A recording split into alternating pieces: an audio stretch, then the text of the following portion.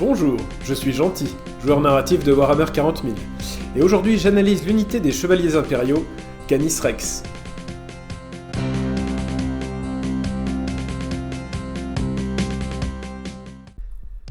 À l'époque contemporaine du 41e, ou peut-être du 42e millénaire, Canis Rex est un chevalier sans fief qui parcourt les territoires de l'Imperium afin d'apporter son aide là où il peut faire la différence. À l'origine, sa maison Cerberan, située sur la planète Randorin Alpha, fut envahie par les Iron Warriors qui voulaient s'emparer des précieux titans chevaliers et réduisir ses habitants en esclavage. La légende raconte que son pilote, Sir Hector Cerberan, fut sauvé des Iron Warriors par son chevalier Canis Rex, uniquement contrôlé par son esprit de la machine. Le chevalier parvint ensuite à s'échapper de son monde natal en volant une frégate, libérant au passage de nombreux esclaves qui lui jureront allégeance en remerciement. Il fit alors le serment du sans-fief, et jura de libérer les esclaves humains victimes des ennemis de l'Imperium. Au combat, Canis Rex est équipé d'un impulseur laser nommé Brise-Chaîne, d'un multilaser et d'un gantelet Thunderstrike nommé Main de la Liberté. Toutes ces armes sont terriblement puissantes et inspirent la terreur aux adversaires de l'humanité. La figurine de Canis Rex est sortie en 2018 à l'occasion de la V8 de Warhammer 40 000. Il est une amélioration du modèle Questoris déjà existant, et intègre de nouvelles armes ainsi qu'un cockpit intégré. Canis Rex est également sorti avec la figurine de son pilote, Sir Hector Cerberan, car quand il est détruit, celui-ci apparaît, ce qui est un mécanisme très intéressant que l'on verra après dans la fiche d'unité. Comparé aux autres chevaliers, je suis quand même moins fan de son style visuel, mais ça reste une figurine très imposante sur la table. Je vous montre ici la version Canis Rex de mon pote Babar, qui m'a donné du fil à retordre lors de notre précédente partie d'Apocalypse janvier dernier. Comme je l'ai déjà mentionné dans de précédentes vidéos, je trouve que Babar a un style de peinture vraiment exceptionnel. Sa figurine est superbe, bravo à lui.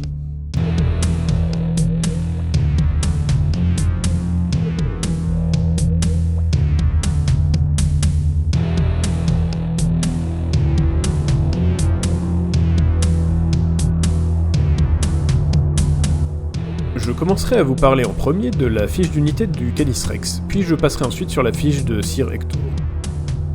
Le mouvement de Canis Rex est de 10 pouces, c'est très bien. Endurance 11, sauvegarde 3+, et 5+ invue contre les tirs, ainsi que 26 points de vie. La résistance de Canis Rex est digne d'un titan, sans toutefois le rendre indestructible. Sa CO de 8 est également un bon atout, lui permettant de tenir aisément un objectif. Sa règle sans fief légendaire lui permet d'être la cible d'un stratagème pour un coût ridicule de 0 point de commandement. C'est très fort de pouvoir faire ça sur une unité titanesque. Briseur de chaîne est une règle qui permet à Canis Rex de se désébranler une unité Imperium, à 12 pouces de lui, une seule fois par bataille. Je trouve cette règle utile, sans être foufou. Canis Rex possède la règle marcheur super lourd que j'ai déjà abordée dans l'épisode précédent. Je vous invite à aller le voir si vous souhaitez en savoir plus. La règle de faction Code Chevaleresque vous demande de faire un serment, qui sera composé d'un fait et d'une qualité que vous pourrez choisir. La première fois que vous accomplirez votre fait, vous gagnerez 2 points de commandement supplémentaires. Les faits que vous pouvez choisir sont: nous faisons vœu d'abattre le tyran. Ça vous fait désigner un personnage ennemi au début de la bataille. Si le personnage est détruit, le fait est accompli. C'est pas évident, mais pas impossible. Nous jurons de reprendre le royaume. Ce fait est accompli si vous contrôlez plus d'objectifs que votre adversaire à la fin du tour. De loin le fait le plus facile à accomplir des trois, à mon simple avis. Nous promettons de prélever un lourd tribut. Impose de détruire plus d'unités que le numéro de round de bataille à la fin du tour. C'est pas évident, mais pas impossible. Ensuite, les qualités que vous pouvez choisir sont: en affichant votre vertu martiale, offre à vos figurines de relancer les jets de touche et de blessure de 1. C'est très bien comme bonus. Et nous sommes avides de relever le défi. Octroie un bonus de +2 de mouvement et +1 au jet d'advance et de charge. C'est pas mauvais, mais je trouve ça plutôt moyen. S'en tenir de votre héritage. Donne +2 à la CO et +1 au commandement de vos figurines. Pour du jeu compétitif, je suppose que c'est intéressant, mais beaucoup moins pour du jeu narratif. Regardons les armes de Canis Rex, qui au passage possèdent toute une excellente CT de 2+, et la règle touche soutenue 1, qui leur ajoute potentiellement des touches supplémentaires, ce qui est une de mes règles préférées. Son impulseur laser possède 2 profils de tir. Haute intensité offre une portée de 24 pouces, D6 attaques de force 14, PA-3, 4 dégâts. Cette forte puissance est légèrement plombée par une faible portée, et un nombre d'attaques aléatoires, je suis donc mitigé. Basse intensité possède une portée de 36 pouces, 2 D6 attaques de force 7, PA-1 et 2 dégâts. Pour une arme principale de titan, c'est pas foufou, sans être mauvais. Moyen donc. Le multilaser Questoris est pourvu d'une portée de 36 pouces, 4 attaques de force 6, PA-0, 1 dégât.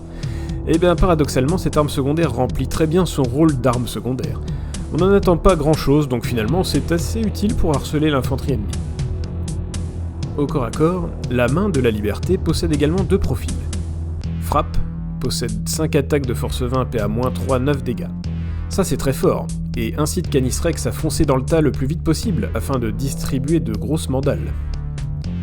Balayage propose 10 attaques de force 10, PA-2, 3 dégâts.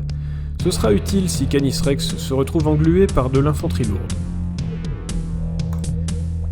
Passons maintenant à l'unité du pilote du Canis Rex, Sir Hector.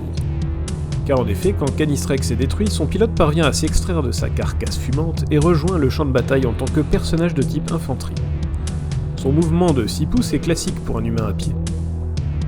Endurance 3, sauvegarde 4+, et 3 points de vie, sa résistance est conforme à la plupart des personnages humains, c'est-à-dire moyenne. Toutefois, son commandement de 5+, est assez rare pour être souligné. Sir Hector est vraiment un gars solide mentalement. Le pilote de Canis Rex est équipé au tir d'un pistolet pourvu d'une attaque de force 5, PA-1, 2 dégâts.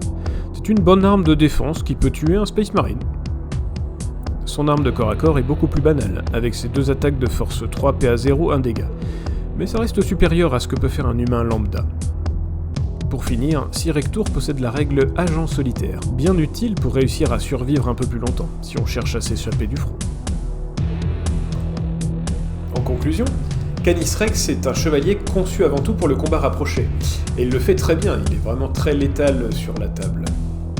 Et si d'aventure Canis Rex devait être détruit, son pilote pourrait alors aisément s'échapper, autant potentiellement quelques points à l'adversaire.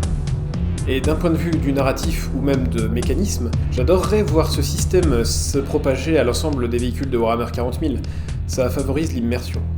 Dans tous les cas, Canis Rex est un très bon choix, quelle que soit l'armée de l'Imperium dans laquelle il est intégré. Warhammer 40 000 en mode narratif, quasiment tout peut se justifier, alors n'écoutez que vous et jouez les figurines qui vous plaisent. Et soyez comme moi, gentils